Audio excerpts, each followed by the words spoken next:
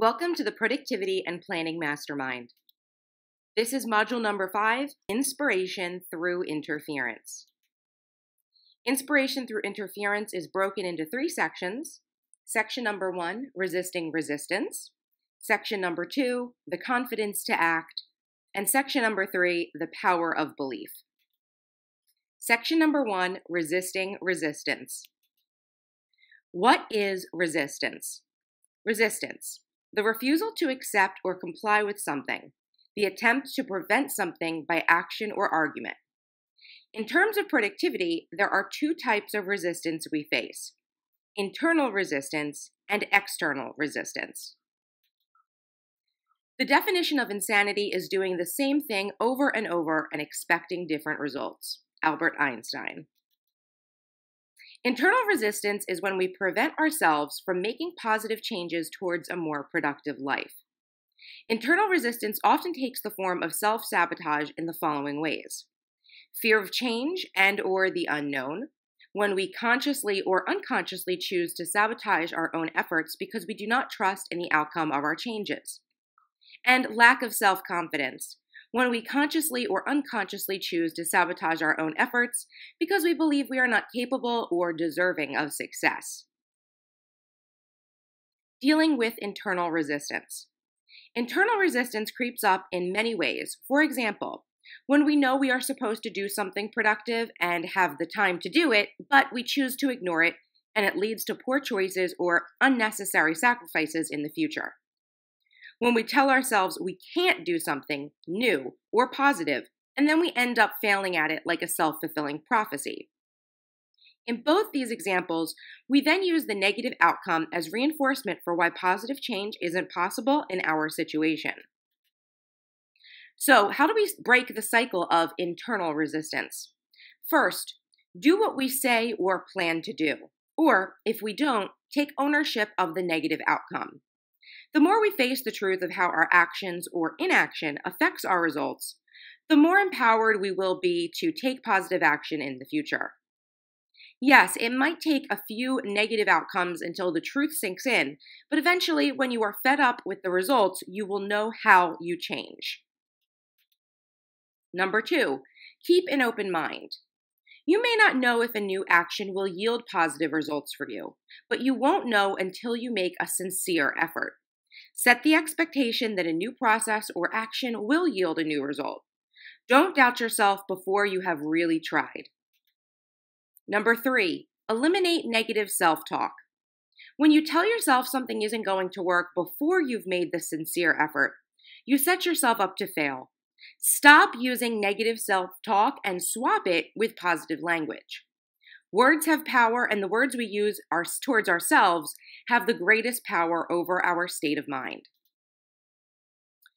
External resistance is when the outside people, events, or forces prevent us from smoothly executing on our plans or expectations. External resistance can be found in many forms, most commonly doubt from others, when those around project doubt onto us from their lack of confidence or negative expectations; unforeseen issues, when a problem arises that we did not plan for or expect that causes us to have to adjust course; and forces of nature, when forces outside of our control inhibit our action. Dealing with external resistance. External resistance creeps up in many ways. For example, when our spouse or parent refuses to support a new idea of ours; when we are working on a project and discover that we have additional tasks or hoops to jump through before we can move on or complete our work; and when we are on a schedule but the weather delays travel plans or activities. In these examples, instead of moving smoothly along with our plans, we stop the flow of action and either rethink or cancel our plans entirely. So how do we break the cycle of external resistance? First, see the resistance for what it is: a temporary mental roadblock. Depending on your mental preparedness, it's either nothing major or the end of the world. I've got a great analogy for this. Let's say you're taking a walk, and on the sidewalk ahead of you is a branch crossing your path. Most people would see the branch on the path and, without even thinking about it, step over it or walk around it to continue on their way. But let's say you had broken your leg and you're in a wheelchair. That branch now becomes a bigger issue because you can't just roll over it, nor can you tread off the path to go around it. You have to get help removing the branch or turn back. Well, that branch is external resistance, and the state in which you approach it will determine if it stops your journey or not. But it doesn't change the fact that the branch is just a branch. We make issues bigger than they need to be due to the mental state we approach them in.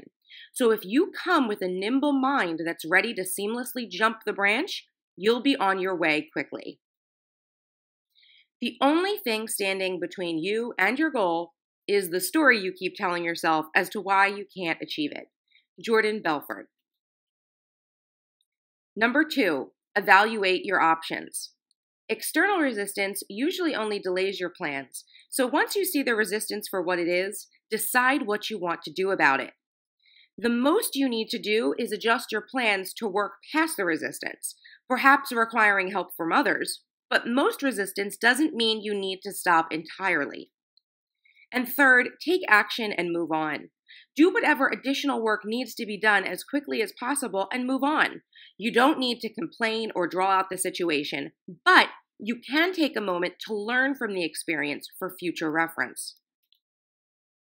Resisting resistance. Examples to consider. The cycle of internal resistance. Tiffany has set herself a goal to lose 25 pounds over the next 6 months. In order to accomplish this, she has decided to implement a routine of meal planning and preparation because she has a habit of getting too busy to cook and ordering takeout. But Tiffany is facing some internal resistance. She has tried different diet plans before to lose weight but never stuck to them. Granted, she never tried meal planning and prep before, but she expects that this goal will fail. So, when it comes time for her to plan, shop, and prepare her meals for the week on Sunday afternoon, which she has set aside 4 hours to accomplish, she decides to go to see a movie and out to lunch instead. Of course, this means she doesn't have her meals ready for the week, and when she gets busy during the day, she orders out or hits the drive-thru. Do you see how Tiffany's negative expectations are causing internal resistance that continues her cycle of poor food choices? What advice would you give her in this situation? Overcoming external resistance. Noelle is starting her own online bakery business. She has done lots of research and has a well-laid plan with all the tasks she needs to accomplish to get her business underway, but she hits some resistance when she learns that she has additional licensing from her local municipality that is required before she can begin operating legally. Noelle is discouraged by this news because it means that she will have to push back the start for her business until this important legal step is fulfilled. But she takes it in stride, contacts her city for details and time frames, and gets to work filling out the forms required to start the process. Do you see how Noelle could have let the unexpected resistance stop her from proceeding with her business, but she chose to move past it by jumping into action? Section number 2, the confidence to act. The importance of self-confidence. Confidence, a feeling of self-assurance arising from one's appreciation of one's own abilities or qualities. Self-confidence is the feeling or belief that you can rely on yourself. In terms of productivity, self-confidence plays a critical role in your persistence, flexibility, and ability to get things done. Doubt kills more dreams than failure ever will. Susie Kassem. Where does confidence come from? Confidence isn't a quality you're born with. It's really a learned behavior. If you don't feel like you have much self-confidence right now, good news, you can build it from scratch. Confidence comes from experience. Our life experience teaches us lessons that form our expectation of ourselves and the world around us. But you can also borrow from the experience of others. If we had had particularly negative experiences or been in many situations where we were made to feel powerless, you most likely struggle with confidence. If you have had many positive experiences or felt very in control of your life and seen how your actions affected your outcomes, you probably feel a good deal of self-confidence. When we watch or learn from the experiences of others, we can take on their energy and confidence level. So if you had parents who were entrepreneurs and go-getters, you may have learned from their experience to have more confidence. The feeling that we have control over our lives plays a very significant part in our level of self-control. This is known as the locus of control in personality psychology. You either have an internal locus of control, which means you believe that you have control over the outcomes of events in your life, or you have an external locus of control, which means you believe that an outside power has control over the outcomes of events in your life. The locus of control. Negative life experiences lead to feelings of powerlessness, leading to external locus of control, leading to less self-confidence. Positive life experiences lead to a feeling of empowerment, which leads to an internal locus of control, which leads to more self-confidence. So we want to cultivate that internal locus of control, and if we don't have the life experience to support that, we can choose to look to the experience of others who have more self-confidence and better life outcomes than we currently do.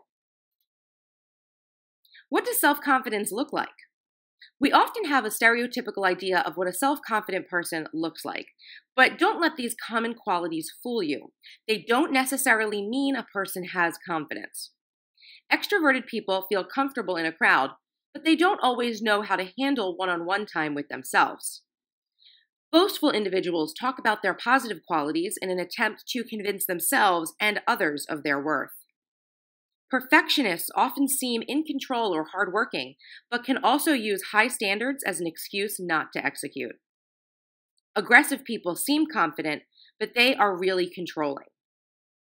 Many times, these more dominant personality traits make people seem self-confident, but they are using them to cover lack of confidence. Indicators of self-confidence. It's not always easy to spot a truly self-confident person because real confidence isn't something that needs to be put on display. Look for these qualities as indicators of your own confidence or the level of confidence in others. Humble people have confidence in their abilities and are willing to share their time and knowledge with others.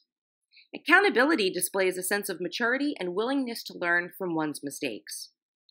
Positive people are confident because they have an internal locus of control that tells them they affect their outcomes. Assertive individuals are diplomatic, respectful, and welcoming while also willing to defend their best interest. These more restrained traits are often strong indicators of a person's confidence level. So when looking for people to look up to as you develop your own self-confidence, try following the cues of people with these qualities. Key habits of confident individuals. Confident individuals honor themselves first through regular self-care, prioritization, and time management. They minimize hesitation. Hesitation leads to inaction. The most confident people habitually think less and execute quickly. And praise and support others. A rising tide lifts all boats, and confident individuals are in the habit of helping others reach their potential.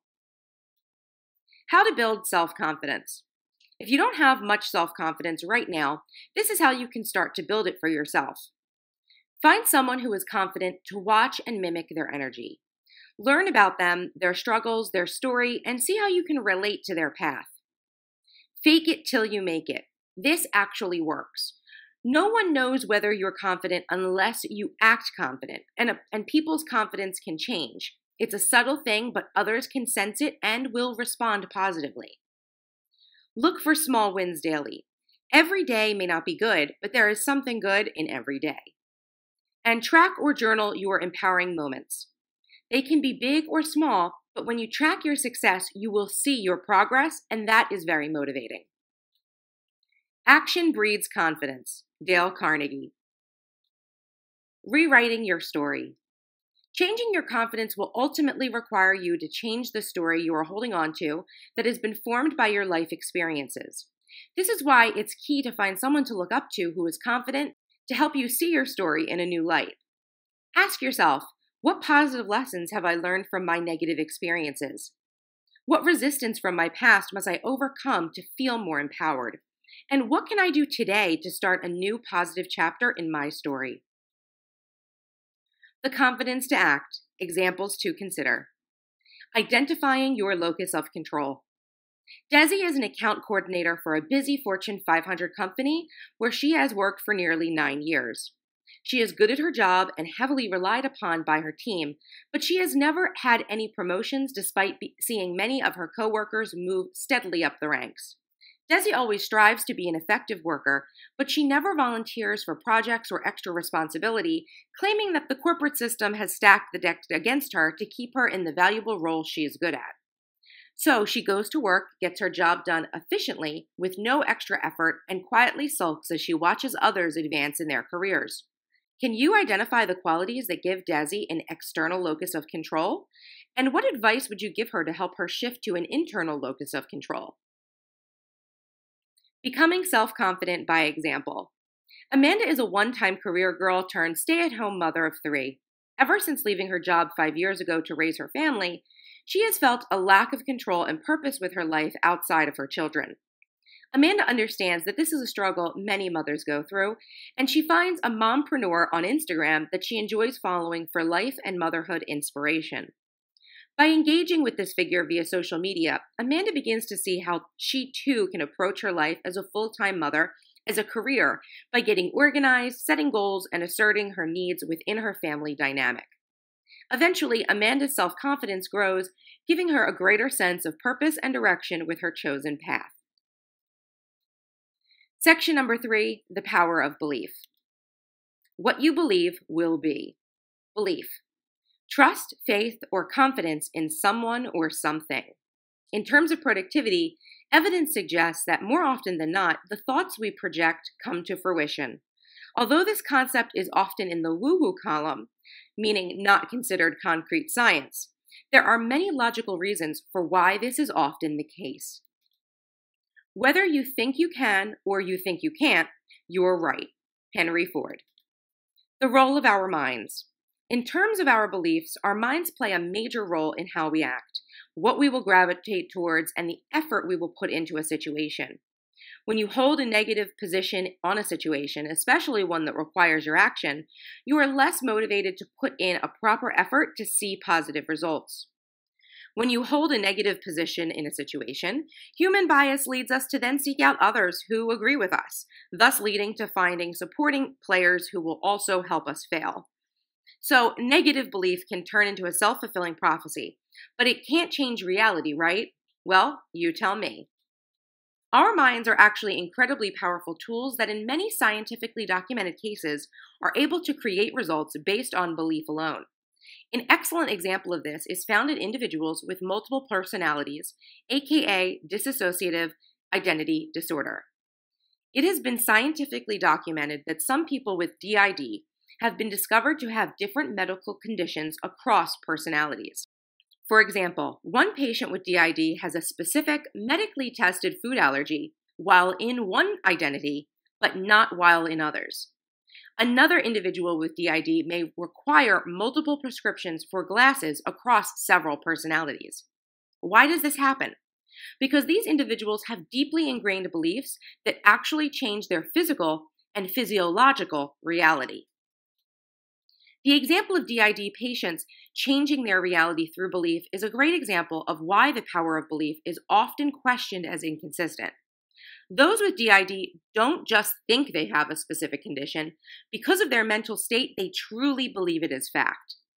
For the average person without this sort of polarizing psychological condition, extreme belief is often difficult to manifest because many of us doubt even the reality we see and experience daily. So if it requires extreme belief to make something happen, our self-doubt and hesitation is really what holds us back from using our minds to affect the outcome of a situation. But for the average person, there are certain situations where we are able to manifest a strong belief quickly to our benefit. A perfect scientifically documented example of this is the placebo effect. Placebo effect, a beneficial effect caused by a placebo drug or treatment that cannot be attributed to the placebo itself and must therefore be due to the patient's belief in that treatment. A placebo, of course, being a medically inactive substance or procedure, oftentimes a sugar pill that is used in medical testing to gauge the effectiveness of an actual medical advancement. The placebo effect is a phenomenon that has been scientifically documented and supports the idea that we can affect change by pure belief. There are numerous examples of medical conditions being cured or suppressed for a period of time, while a patient was under the belief that a medical treatment they were receiving would be effective for their recovery. Why does this happen in the average population? because many people believe strongly in the superiority of doctors or medical science in general. So if a doctor says that they're on a new drug that cures X, they take it as fact. So really, anyone can cultivate a belief strongly enough that it affects their reality. Knowing this, what beliefs can you see holding you back, and which do you want to cultivate or manifest for your maximum benefit? Getting clear on your why. When it comes to cultivating a strong belief to positively change your life, I think the first point you need to be very clear on is why you are making the change. There will never be any inspiration or motivation stronger than that which comes from inside you based on a deep-seated belief or need. In module number 4, we discussed cues that trigger an immediate change in some people. This is because the individuals have a deep belief that the change is necessary for the benefit of their life. The why is the most significant motivator for change that you can identify. And once you are clear on why a change is necessary, your mind is put in a state of nearly complete clarity and control. Staying inspired. Of course, remaining inspired to move forward with your goal is always going to be an important part of remaining productive. Inspiration is a great way to get ideas for how you want to accomplish a certain end, or to help you kick off a project or change with gusto. But its one downfall is that it always seems to run out when you need it most, which is why you need a constant stream of inspiration in order to stay motivated on a continual basis. Where to go for inspiration? Luckily, with social media, there are a number of places you can go on a regular basis to look for inspiration. We've already briefly discussed the idea of having someone to look up to as a confidence role model. And these individuals do not need to be people in your life. They can be prominent figures that you follow online on social media. I'd also recommend using a site like Pinterest that aggregates various forms of inspiration and allows you to organize it as needed. There are also a plethora of different communities online, specifically different Facebook groups you can join on a variety of topics. Joining such groups can be a great way to get consistent inspiration and motivational support from other people in the same situation or moving towards the same goal as you. Strategies for staying inspired. Once you have a few different streams of inspiration carved out for yourself, here are some strategies I recommend for staying inspired. I'd recommend trying as many of these that make sense. Most of these take very little time to put in place, but can have great results. Define a personal mantra. A mantra is a positive statement of belief that you can use frequently to focus your thoughts and clarify your goals. Another way to think of a mantra is as an affirmation. To create your own mantra or affirmation, think about what ends you are trying to achieve and craft a statement that affirms your ability to follow through. Repeat the mantra on a daily basis while in the shower or brushing your teeth, while cooking, during meals, or any time you have downtime in your day. Use it especially during times when you're struggling to take action towards your goal. Create a vision board. Vision boards are a visual collage that illustrate your specific goals. To create a vision board, cut out pictures from magazines or print images off the internet to represent either specific things you want to have or words you would like to use to cultivate meaning in your life. A physical vision board is a great tool to use when kept in a predominant space where you can see it often and be reminded of your goals and what you're working towards. Use milestones and rewards. In module number 3, we discussed the concept of using milestones to break down large projects into manageable chunks. To go along with this concept, instituting a reward system for when you reach a certain milestone, or even just the regular completion of a different task or habit, can be a great motivator to keep you working towards your goals. To make this work, select a reward that would inspire you to work towards your goal without interfering with it, and define a specific time frame or achievement that would earn the reward. For example, if you're trying to lose weight, don't make your reward food-based because that is counterintuitive to what you're trying to achieve. Keep inspiration on your phone. Vision boards are a great visual tool to inspire you to work towards your goals, but they usually don't travel with you. So I recommend using inspirational images as backgrounds on your phone or other tech devices that you use regularly to keep your eyes literally on your prize. It doesn't just have to be images that you keep on your phone for inspiration, however. Depending on what you are working towards, positive feedback in the form of emails or messages, inspirational quotes, and even music can be stored on your device and used frequently on the go to help you stay inspired. Do not think, become. Don't let inspiration distract you. Inspiration is a great thing that all of us need to get creative with our goals and help us jumpstart into execution mode. However, the practice of searching for inspiration can become a major distraction and inhibitor to action. Don't allow your search for the perfect inspiration interfere with you taking action. It's so easy to keep yourself in the inspiration phase and never move on to act. If you are constantly looking for inspiration and not taking action, stop. Acknowledge that you are avoiding action and use whatever you have in the moment to make progress forward. Sometimes we must draw the line and tell ourselves when it's time to stop planning and start doing. The power of belief. Examples to consider. You are what you think.